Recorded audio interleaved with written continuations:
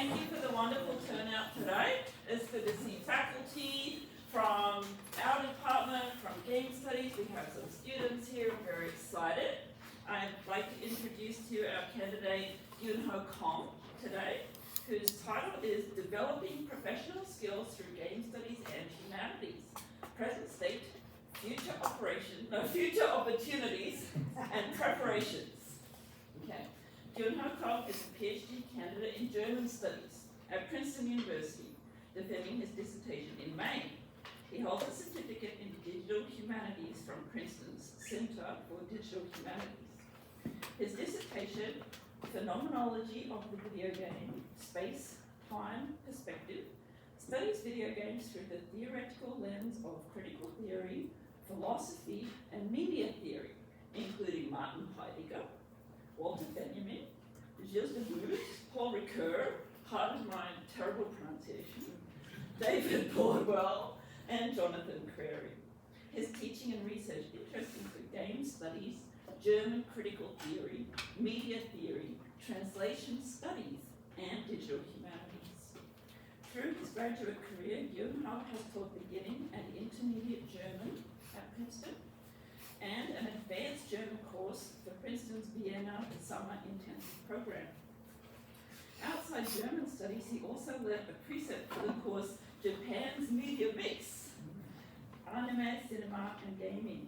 He received 2 digital humanities data teaching fellowship grants to develop course modules for humanities scholars to study large textual corpus using R and Python.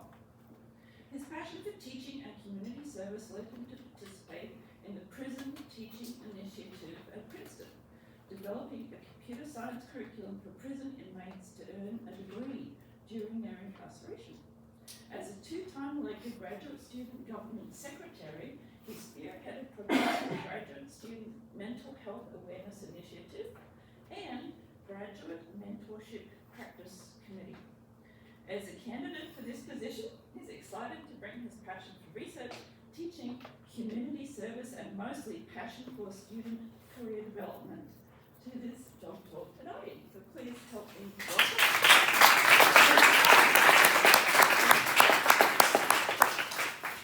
Thank you very much for welcoming me. I had a great time after riding here yesterday. It was not a long drive, it was about an hour and a half from Princeton. It was a very smooth ride. I'm really excited to dive into the presentation today.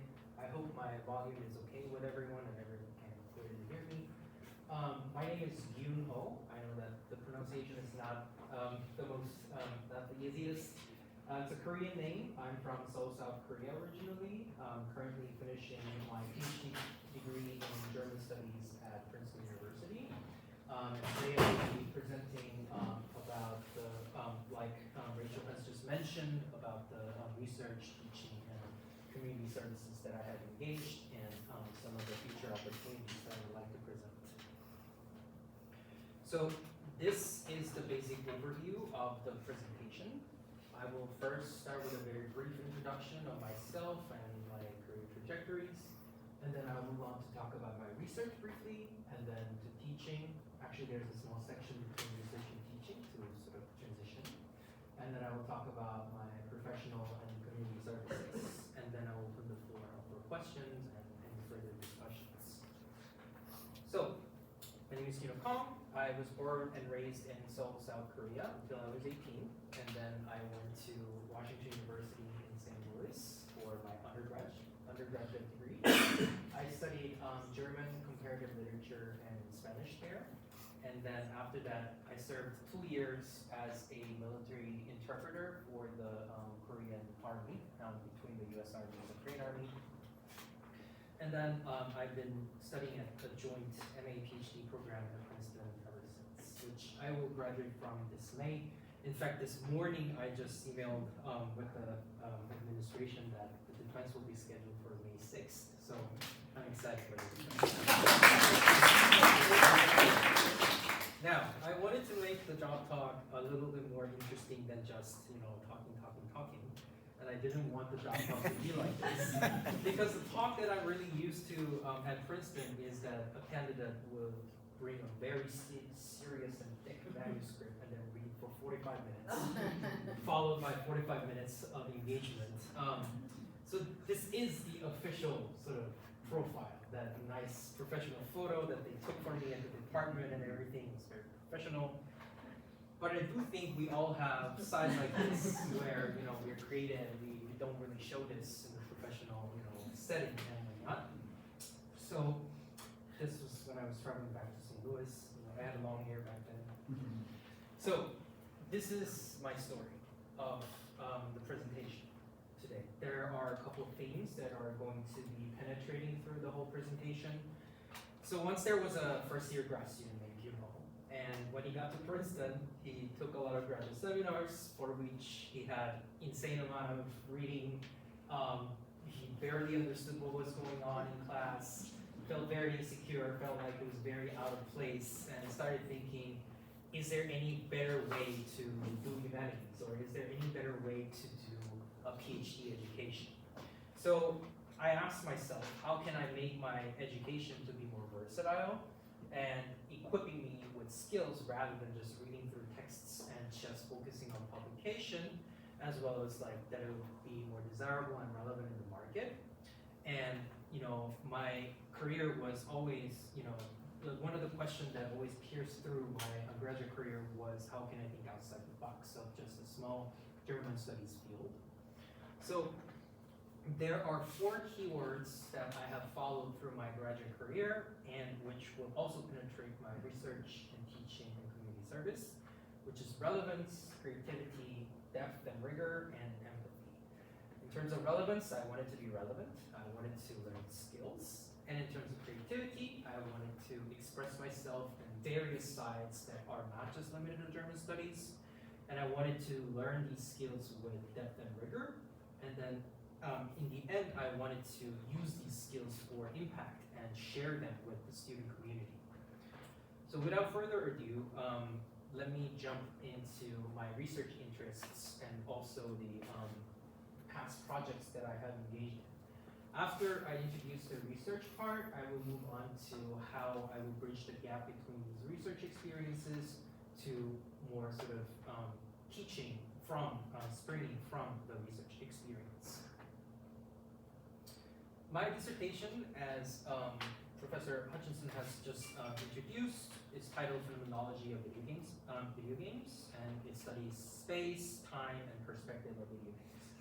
So, in order to summarize the dissertation into one sentence, it would be to consider video games as a feast of all these different forms that require a much more bottom-up approach than one-size-fits-all sort of structuralizing approach. That's why I bring in a lot of different theories or philosophical tools to analyze it rather than, you know, building, starting from top down where I have definitions which I want to apply to the objects. So I create, sort of examine the concepts from the video games rather than from up to down. The chapter breakdowns are basically space, time, and perspective. First chapter on space and navigating the virtual space as an act of sort of critical theory. And chapter 2 on game time and understanding the alternate modes of temporalities. For instance, in game, you can sort of rewind time or stop time or do all these operations that are not possible in the known universe. I study those as a means of doing interesting media theory stuff. And then the third chapter on perspective, because perspective obviously one of the most important innovations in the video games ever since we had arcades where we had 2D flat screen to nowadays even moving into virtual reality where you're sort of enveloped in the whole perspective. Some of the past academic projects and conference papers, they are all focusing on basically the same task of meeting theories, connecting humanities theory with the new digital object. I have listed a couple of projects here. I will not go into too much detail, but one of the projects that I still remember is to suggest one of the philosophical texts and the principle that is laid in that you can, sort of interpret from this text as a means of archiving video games. because there was this huge archive in Germany, a very traditional German literature archive, but they were planning to expand their archive to include video games. And they started asking the question, how are we going to archive video games? It doesn't have a reality. Even like a game has, even if there's a one game, there's like a CD-ROM version of it, you can download it, you can play it online, so it introduces a lot of interesting questions regarding what is the sort of material that we're going to archive. For which, for instance, I used one of the theories, philosophical theories of sort of fractured and networked system as a means of constructing knowledge, and I suggested that we can use consoles, streaming, live recordings of people playing in, manuals and magazine interviews and all sorts of forms to capture the experience of the target game that we were trying to archive. So such approaches are the sort of penetrating principle of most of my research, which is, for instance, for another conference talk that I have given at Rutgers, I was using another, again, Walter Benjamin comes up a lot, my advisor was a Walter Benjamin scholar. So Walter Benjamin's theory to think about game narratives and how we can understand the structure of fractured game narratives, which don't give you just one single plot that you will follow, but readers or players just have to dig through the entire game space to construct a plot or narrative experience of their own. Now, all this said and done, they could still sound very theoretical, very philosophical, very media theory focused, and just game studies or game studies perspective. And now in this section, I am going to address how I wish to, or how I have bridged research and teaching. And my teaching philosophy again follows a similar set of principles that I have listed in the beginning of relevance, creativity, depth, and communication. So for instance, on the theory of language and Bloodborne, I again use the theory from philosophy to understand video game as a fractured form where players become one of the key agents of constructing the video game. What's important about that understanding, it may not be that interesting if you're just thinking about it from an anthropological perspective where there has been already many similar arguments made, but we can think of it from a user's perspective. For instance, when you're designing a video game, and if that's a skill that is desirable in the market, and if that's a skill where you want to hone to differentiate yourself as a game designer from other game designers, you can think about various ways in which games sort of make the narrative experience more interesting than just point A to point B to point C, but rather you have all sorts of items and things that are spread out across, and you collect them and then you read the descriptions of what those items say, and then you construct a background story about the game space and the game world. And that's one of the principles that a lot of nowadays very hugely successful video games follow. And I wanted to emphasize that such principles can not just be thought of from a theoretical perspective, but from more practical perspective of game development and teaching game design. Another instance is, for instance, this like really short screen that I have screen captured from a video game. It just shows one character holding a gun trying to switch the weapon to something that the player desires. You can see that there is a short temporal stop as this person is doing it. We can always sort of ignore this as just, oh, okay, that's interesting. But in fact, if you delve deeper, there's some sort of interfacing going on here because the player needs some time to decide which weapon he or she wants to use. But if the time is not stopped, it's too overwhelming because there's a battle going on in the field. Now, the game does it by designing it so that you stop the time, stop the flow of time, while not completely stopped, but very, very slowed down, so that it opens a gateway for the user to really experience the game world and not lose that immersion but at the same time still have enough time in his own room to decide which weapon he or she wants to use. Such design principles can be studied and also be used to teach the game designing or game interface, user interface experience and design purposes. The last example that I want to show is from a very well-known game called Break, where various different kinds of alternate temporalities are shown.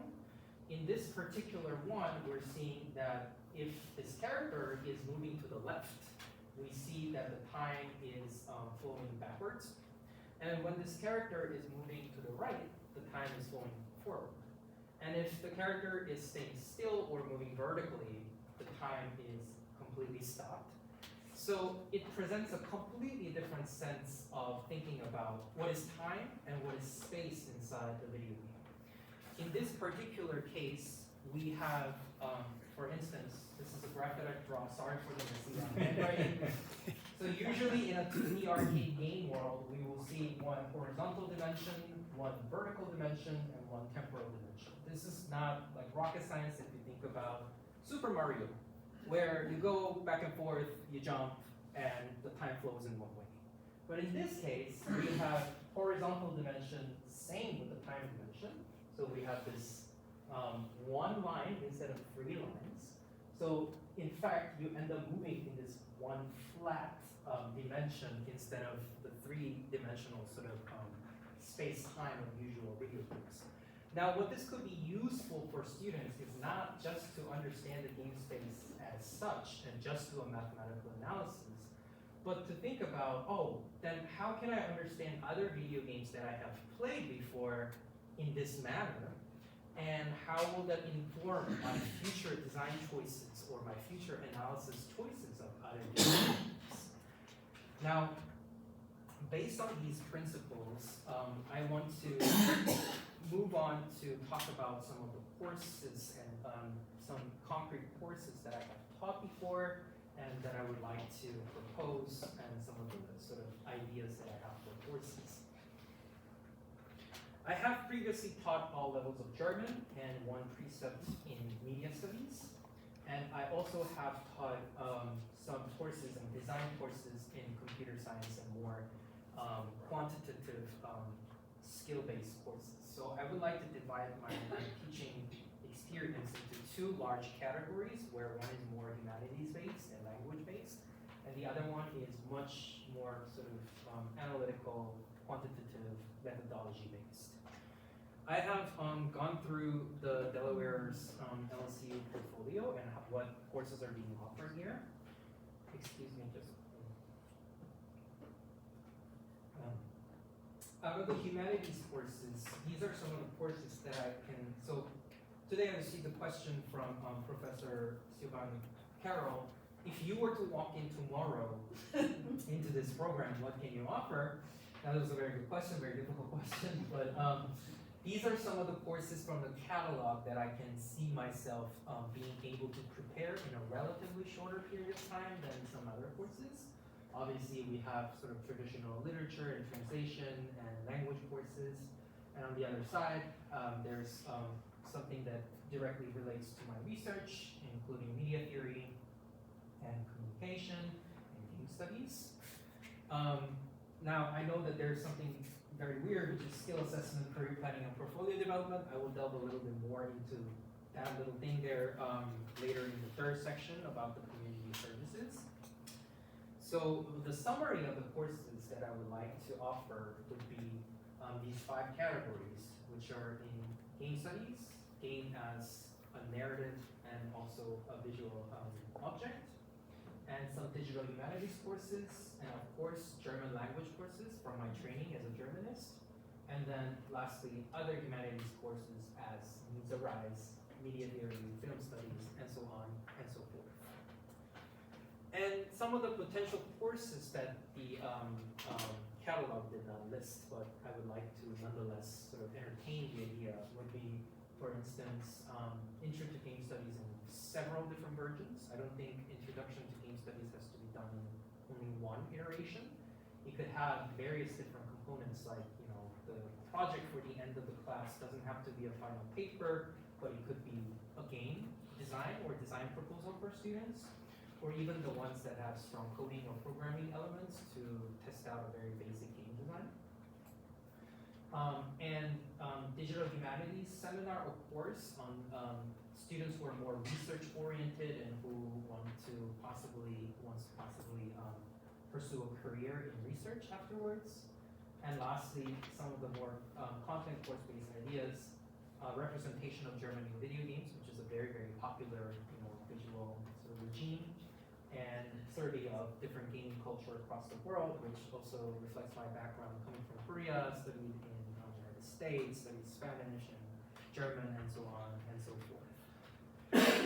One thing that I want to move on to and emphasize is that I have mentioned about content, courses, theory, and so on and so forth that are very much restricted to more of or less classroom settings, what can be done inside the classroom. So content courses, I think, provide very essential critical tools and inspirations for students, but I think it has to be backed by more efforts that are outside the classroom in order for students to be successful outside the major. That's why I named it Through the Game Studies to Becoming a Game Professional. So until now, I have talked about the first axis mostly, but starting from this point on, I would like to mention more of the second axis to the whole program development. In conjunction with the community services that I have done, and also some of the professional development efforts that I have engaged in before.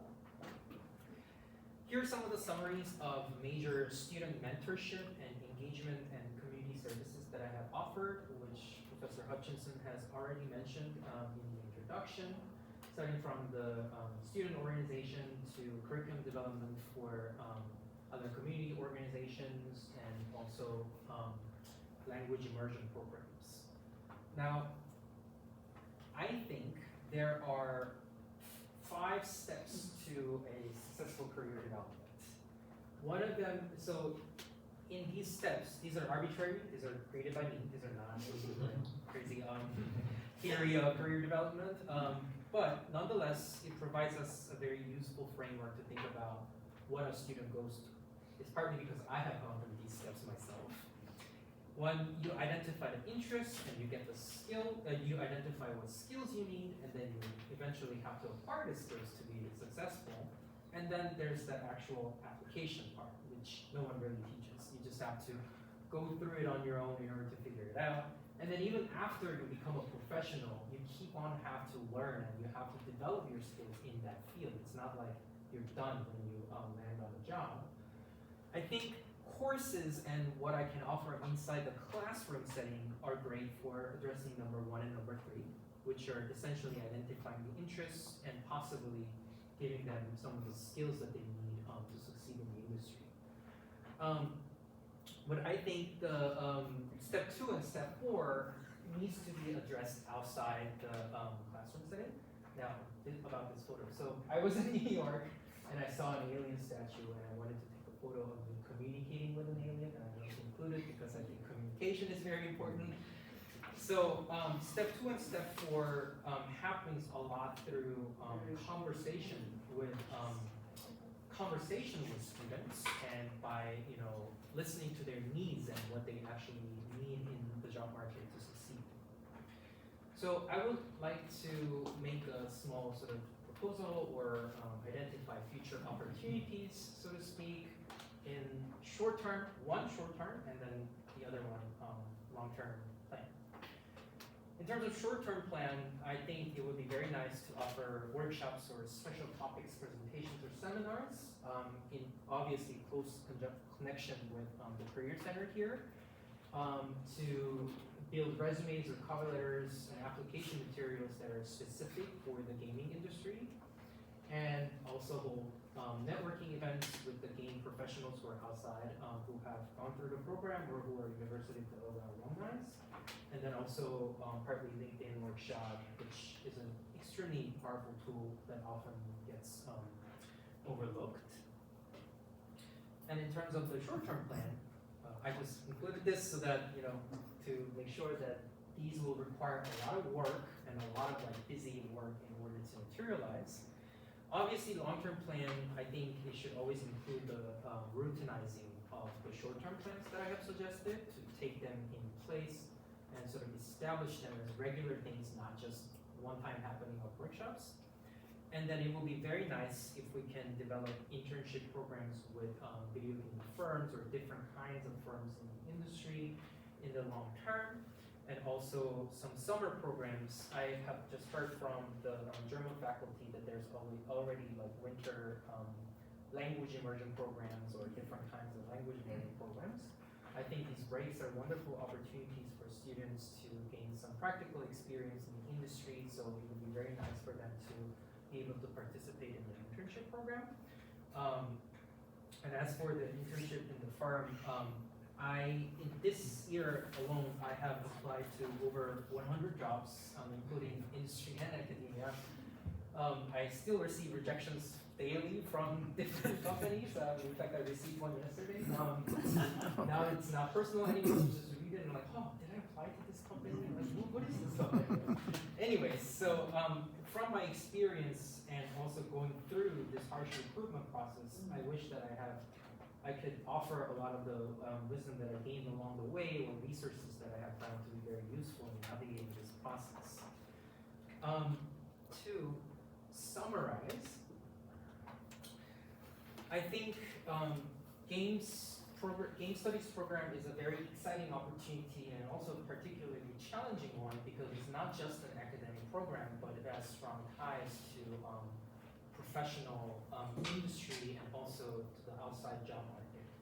So these 5 things sort of reflect the presentation that I have given and also the journey that I have taken myself, is to start with courses and offering what I can, and then to provide them with opportunities to succeed outside the classroom, and then continue to communicate with them in order to listen to their needs and modify the program and the offering based on their needs.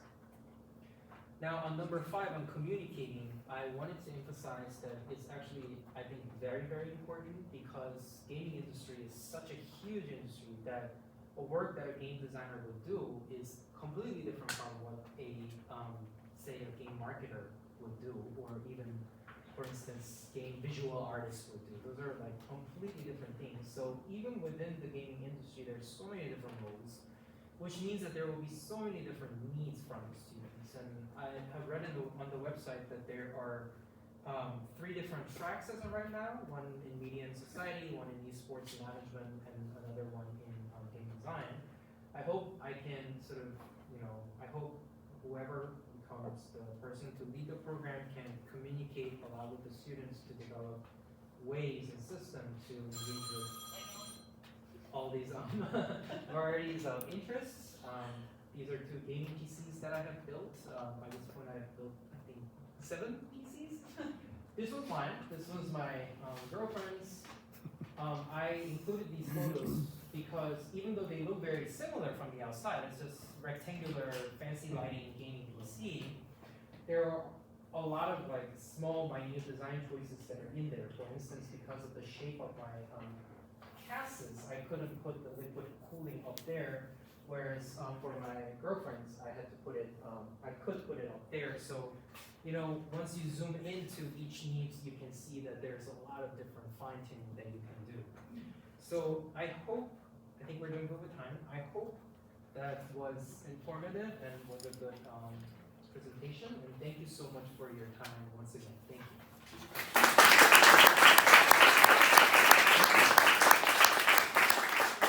Thank you very much, Gyoonho. Gyoonho has actually asked me to moderate the discussion, so if you'd like to ask a question, I'll call on you and you can ask your question. Yes, sir. Yes, thank you very much for very informative and very, entertaining, which is, you were totally right at the beginning. I have a question about, you have such a diverse preparations. It's amazing that you have also some computer skill and digital certificate. How does this give you an edge in game studies? It helps you to, see things differently. Could you just share this Yeah, it was very helpful for me to, especially for my research at the current stage of my career, because video games are algorithmic objects eventually. They're programs. They're not like literature. They're in a sense they're softwares basically.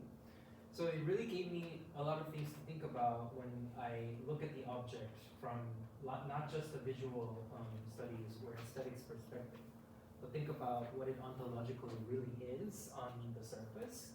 Allowed me to understand various different tools that are being developed in software studies, relatively new field, which was very interesting to me to see software design not just as a scientific or quantitative analysis principle, but also as a cultural process as well that changes according to cultural needs. So I think in that sense, it really gave me like different perspectives to engage with one object. You know, but, yeah. Yeah, thank you.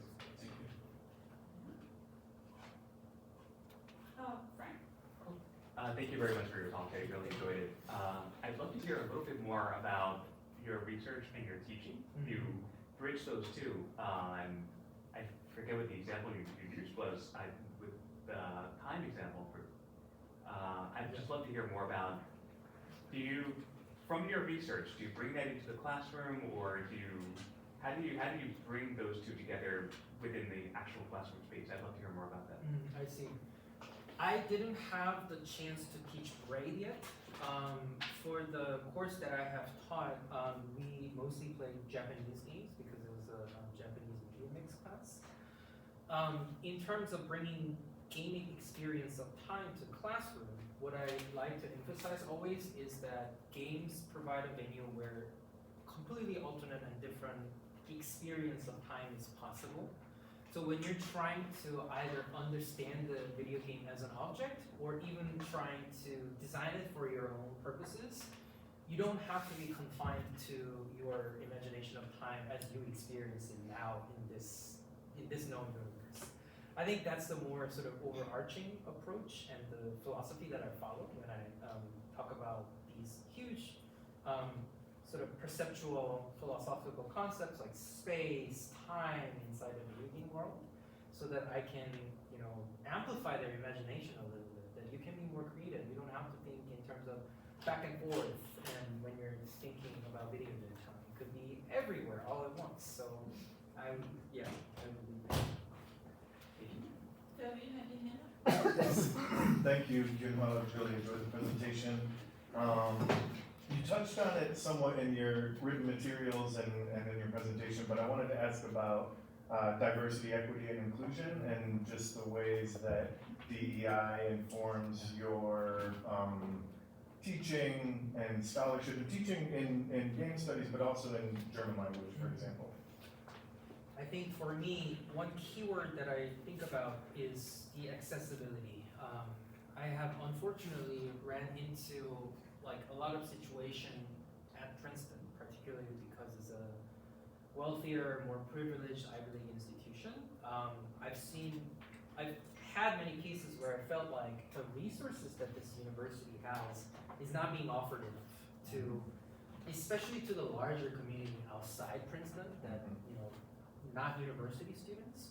And secondly, even within the German department as a sort of a non-traditional face in the German department, I faced often that some of the opportunities or there were a lot of prejudice to say the least.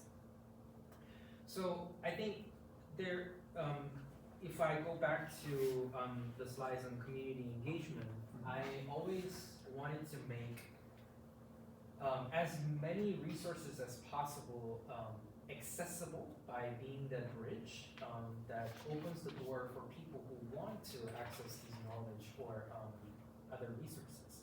I think one of the things that mattered most to me, what mattered a lot to me, was the course developing experience for Prison Teaching Initiative, which really puts you in a different perspective, thinking from their perspective, because if you're designing for prison inmates who have not learned anything seriously for a long time, you have to think from their perspective. And I think such approaches really inform my sort of thoughts about DEI and making decisions or curriculum decisions based on diversity and inclusion. I feel like accessibility is so important, and not just within the university, but like I said, like outside the university too, if it's possible.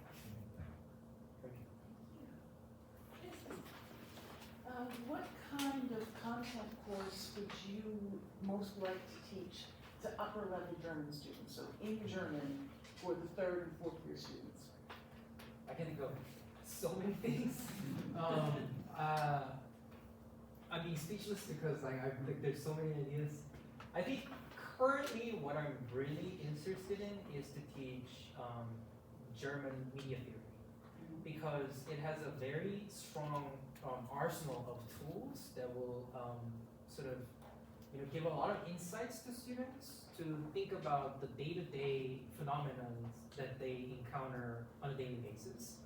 For instance, we can think about media theorists from the Frankfurt School or the people who came after, who wrote on film, mass media, and photography, to think about what we're doing with Instagram or what we're doing with Facebook or streaming, to sort of bridge the gap between the sort of old or more traditional canonical theory, and then see how it's still relevant to the modern phenomena, digital phenomena that we're going through, to sort of spark their interest. And another thing that I really wish I could have a chance to develop is the representation of Germany in video games, because Germany is fetishized so much in video games, especially its World War II past. And the images are very, very fascinating. Its odiousness aside, is still, there's a lot of cultural and social commentary that are being made here, why it continues to hold power over the mass media, and why we continue to be still fascinated about it, because when we speak about it outside, that we're interested in those things, it's tabooed, but once it finds its representation in the video game world, it's like, oh, all green light, it's fascinating, it's good to go. I would like to be able to address that a little bit more in a course setting, because I think there's a lot of research and good content that are there. Yeah, those two are the things that come on top of my mind. Dylan. In your slide discussing, providing tools for students, possibly through the concept of internships abroad, I noticed you mentioned South Korea just because of their esports world, and that makes a lot of sense. It's extremely prevalent there. I was just wondering if you had maybe any other ideas of where else that could go, especially since you studied Spanish and German. Maybe something having to do with Germany, Austria, Switzerland, Spain, Latin America, or any other country. I'm just curious where else that could go. I listed South Korea as a the focus point here, because that's where I come from, and I know that esports is very, very prevalent there. I would of course be very interested in knowing about the esports industry in other countries, but I do know that the genre of games that are played in different countries are very different, and also it has to be pretty country specific. Like, you need to have a pretty good understanding of what kind of games are popular in United States versus in Germany, so to summarize, I think I would be very interested in knowing more, as I have mentioned, for instance, in the course that I suggested, like the survey of gaming culture around the world and what they play. But since my sort of expertise and ties lie more in South Korea, and I even know like a couple of people who are working for, I think it's on-site gaming currently, who have worked for Team Liquid before, so it would be nice to have a certain starting point rather than like, shooting projects. So that makes a lot of sense. Yeah. But thank you. No problem. Thank you very much for this informative and entertaining talk. I agree with my colleague Ellis. It's interesting to hear candidates talk about the relationship between philosophy and game theories. And you are one of these very few people, because I'm not a especially in this field, but I'm interested in studying phenomenology, particularly the German tradition of phenomenology. Elsewhere, I do comparative study of philosophical dualism and Heidegger's phenomenology. As an outsider from this, outside of this area, game theories comes to me as three things. Number one is time manipulation. Number two is spatial distortion. And number three, put these two together, created this mind-bending experience. Yeah. Now, if we agree that one of the objectives of philosophy is to try to get closer to what we call the truth, or to find the truth. So, this study of game theory in terms of phenomenology seems to argue for not the truth, but to create the truth, right? Because we talk about creation, we talk about game design and things. So when you deliver a course to undergraduates, to graduate students at that level, it's relatively easy to understand. But to undergraduates, how do you dialogue with them and to try to make them understand, to see the gap in these two different things? I think I will have to go a little bit postmodern there and say that there is truth in each and every single video game that are to its own version. That's part of the thing that I'm trying to do with my dissertation when I say that that video games are just a piece of these things. Once we try to sort of rigorously differentiate and make clear, like, what is space in video game or what is time, we immediately run into predicaments, for instance, as shown in this kind of slide.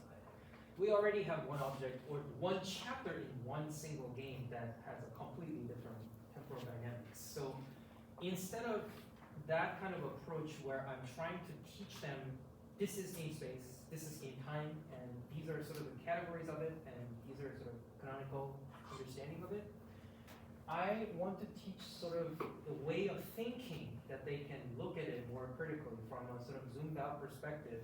This is one of just many ways of abstracting it to understand it. They can also even look at it from a different angle, not that structurally as this graph, but more like, so what is our experience of such temporality? Is it disorientation, or is it, is it more fascination or imagination, or what is it? Is it a new form of development of spatio-temporal intuition?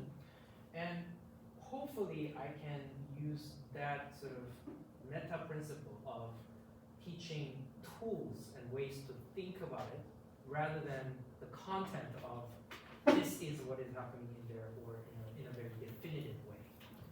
Does that sort of answer the question? Thank you. Yeah, good. Thank you for your presentation. This may be a softball question given your audience, but you mentioned that you have applied for over 100 jobs in the industry. So what do you see as the advantages of an academic pathway as opposed to an industry pathway? One of the most unique things that I think academia can offer is that rapport that you build with students. I don't think anywhere else, unless you're a teacher, which I haven't applied to outside of anywhere else you can't have that sort of gratifying moment of mentorship. And I still remember my first sort of end of the day of my German 101 class, where all the students who entered didn't know how to speak a word of German. And at the end of the class, I have instilled something in them, a little German, so that they can create sentences in German. And I have, imprinted with some sort of knowledge and, cultural, say, understanding or insight in them. I think that's a really, really valuable feedback that you can gain in academia. And of course, the individual research side, but mostly I would say that it's that human factor, that emotional bond that you create with your students. Not just inside the classroom, but I still remember many cases where even some students came crying to me saying that Princeton on the surface looks very perfect. I had this conversation with Professor Hutchinson, but once you listen to students, they have a lot of problems because it's a very tough competitive environment, and students open up to you and say, I had a very hard time, and they will confide in you, and I think these are the moments that make me feel like it's very gratifying to know that these moments exist in the profession. Could I use my moderator privilege to ask a question? Can you go to the slide where you had the existing courses in your department? That's okay. So this one here, LCU 325 topics, German literature in translation, or 320, varying authors and genres. I'm interested in what kind of texts from Germany you would include in there, keeping in mind that these are courses that anyone on campus can take. Yeah. You could have engineers or nursing students or anyone. So what kinds of texts from Germany would you use to kind of stimulate their interest and get them to know about German culture? I think, so it will obviously depend on, I would have to look at the student profile to see what area, what era they would be interested in. I have received this question in previous interviews where, for teaching intro to German literature, where do you start and where do you end and what are the authors that you're gonna put in there? I think I can think of some sort of variations and I can think of some universals that I would always like to include. I think depending on the class, if they're more historically oriented or more philosophically oriented, I would like to include obviously people like Goethe or Goethe, Schiller, starting from there all the way up to all these like, canonical authors during that historical time period to Heinrich von Kleist, I can think of. All these are very German authors.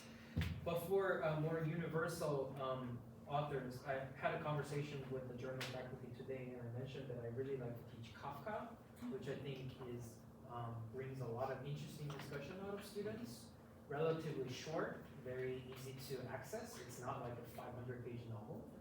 They can read it very quickly, but then whenever I assign these, it sparks really interesting like discussion among students. They're like, disagreeing that I think it's this, but another student said, no, I think it's more religious than what you're saying. I think it's more about like sexuality, blah, blah, blah. So that's one of the texts that I will always use. If it's gearing more towards sort of contemporary, I think I can think of variations like Yoko Tawada, a Japanese German translator and a poet, or Turkish-German authors. The name is Özdamar, for instance. I can think of these texts. If that sort of Yeah, that's very helpful. Thank you. That's fine. Follow up to that question. We often try to offer these courses, literature and translation, to attract more students. It has been more successful for some of us than for others. Yeah. But if you were trying to teach an LLCU course in translation, what do you think would be a topic that would attract a large number of students to your class? A large number of students. I think, so specifically more in literature context or German literature context, may I ask, more in German literature context you mean? German literature, German culture, So German. yeah. It could be film or any kind of. I think students nowadays would probably, so I think one of the things that is interesting to me is immigration and also movement in, and the, how do you call it, the immigration and, the word is not coming to me, the Refugee? yeah, the refugee crisis. And, those have been one of the really prominent sort of themes in German literature, starting from the event von Gestern that we have just talked about, all the way to, for instance, Austerlitz, W.G. Siebert, by W.G. Siebert, and even Yoko Tawada herself is a immigrant from Germany, from Japan to Russia and then to Germany. So I think to open up to the class to students who are not just interested in German culture, but maybe a little bit interested, but also sort of one more diverse survey of different experiences. I think I would like to teach a course that would include more thoughts on immigration and travel and movement between one country to another, or authors that are like multinational by their, nature. For instance, I can think of Hatabula, and among many others. Yeah. I saw another hint somewhere. Oh, Thanks. So I wanted to ask Gyoonho about kind of the merger between your interests. I know you touched on it in a lot of different ways, but specifically in language classes, do you see a role of games or play or this element, whether digital or analog, in teaching language? And if so, what role do you see? I think games and language go very well together. I know that there are direct language games like Duolingo that a lot of people nowadays use, which I find to be personally a little bit boring. But I think one of the most fascinating ways to learn a language is to play the video game in that language. I have done this many times when I was doing Spanish, when I was doing German, for instance. There was this game, what was the title of the game?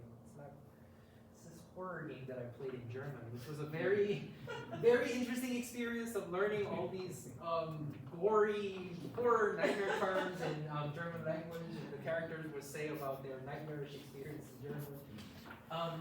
But jokes aside, I think the using the subtitles and also the really clear, nice enunciated pronunciation of the voice actors for these video games could be a very engaging way to learn. It doesn't have to be a horror game, but I found myself being very immersed and not feeling like I'm reading a very dense text and I'm finding a lot of roadblocks.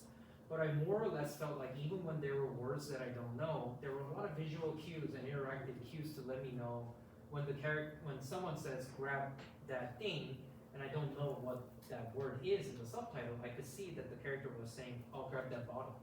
So, okay, that's how they say bottle in German, and I learned that through, for instance, using a video game. And I think that's one of the many ways that we can incorporate video game experiences into language classes, like sort of semi-lived experience backed by visual, interactive, and clear pronunciation, and that sort of stuff. Thanks. anyone else? Okay, I think that you've answered all of our questions, so thank you.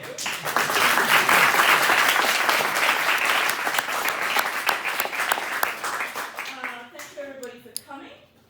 As always, please fill in the feedback form. It's very important for the search committee to get your feedback. Okay. All of Gyoonho's materials were sent to you, so if you didn't get a chance to look at his CV and application, you can have a look at that through email. We are hoping to gather all of the feedback through Monday. Okay, so the feedback link will stay open through Monday. Okay, so just thank you again for making this a great presentation.